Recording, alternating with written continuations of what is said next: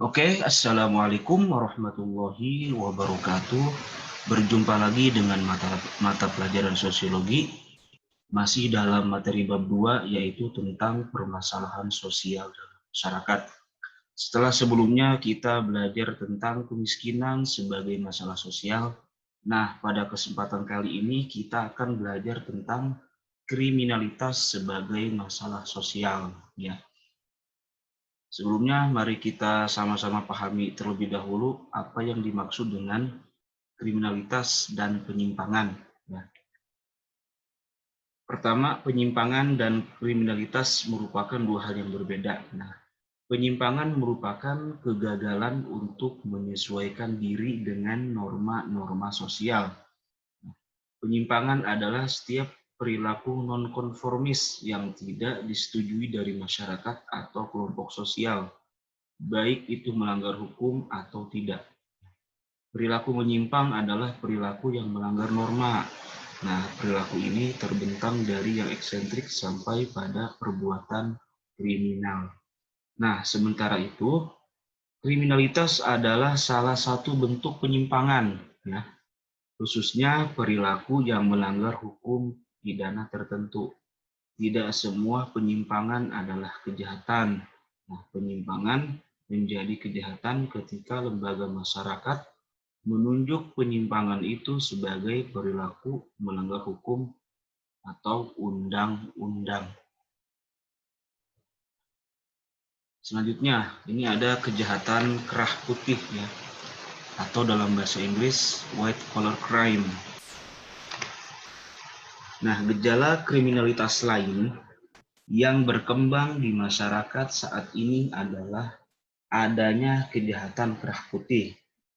Maka sosiolog menggunakan istilah kerah putih atau kejahatan elit untuk mengacu pada kegiatan kriminal oleh orang-orang dari status sosial yang tinggi yang melakukan kejahatan dalam konteks pekerjaan mereka. Nah, banyak ahli mengatakan bahwa tipe kejahatan ini merupakan dampak dari proses perkembangan ekonomi yang terlalu cepat yang menekankan pada aspek material belaka.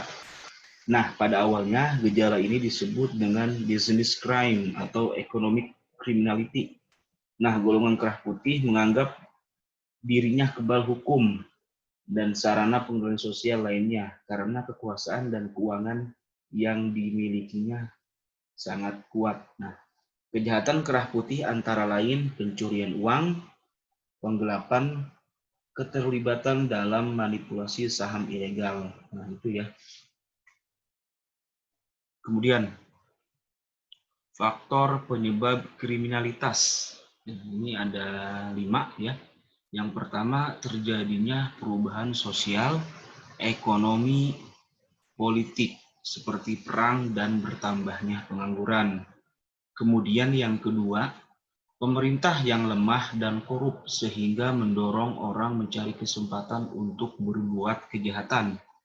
Yang ketiga, masalah kependudukan dan kesulitan ekonomi. Yang keempat, pengembangan sikap mental yang keliru, misalnya ambisi yang berlebihan untuk menaikkan status membuat seseorang melakukan suap. Nah, yang terakhir, kurangnya model atau teladan dan orang yang dituakan atau senior. Nah, Surjono Sukanto menyatakan bahwa tindakan kriminal disebabkan oleh kondisi-kondisi dan proses-proses sosial yang menghasilkan perilaku-perilaku sosial lainnya seperti proses imitasi, persaingan, dan pertentangan kebudayaan. Selanjutnya, ini ada teori munculnya tindakan kriminal. Nah, pertama ada teori asosiasi diferensial dari Edwin Sutherland, ya.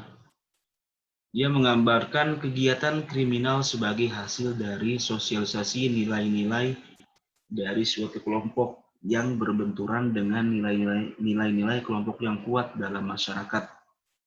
Perilaku kriminal seperti halnya perilaku lainnya dipelajari ketika seseorang berinteraksi dengan orang yang melakukan kejahatan dalam suatu pergaulan yang intim. Nah, yang kedua, ini menurut Robert K. Merton, dalam tulisannya yang berjudul Social Structure and Anomy yang diterbitkan pada tahun 1938. Nah, Robert K. Merton ini mengembangkan teori ketegangan, ya, strain theory.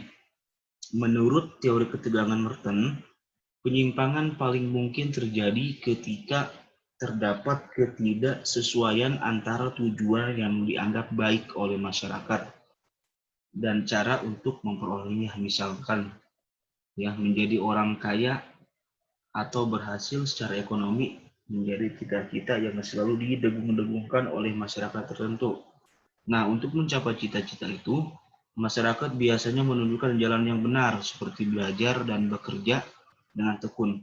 Namun ada orang yang ingin mencapai cita-cita itu tanpa belajar dan bekerja dengan tekun.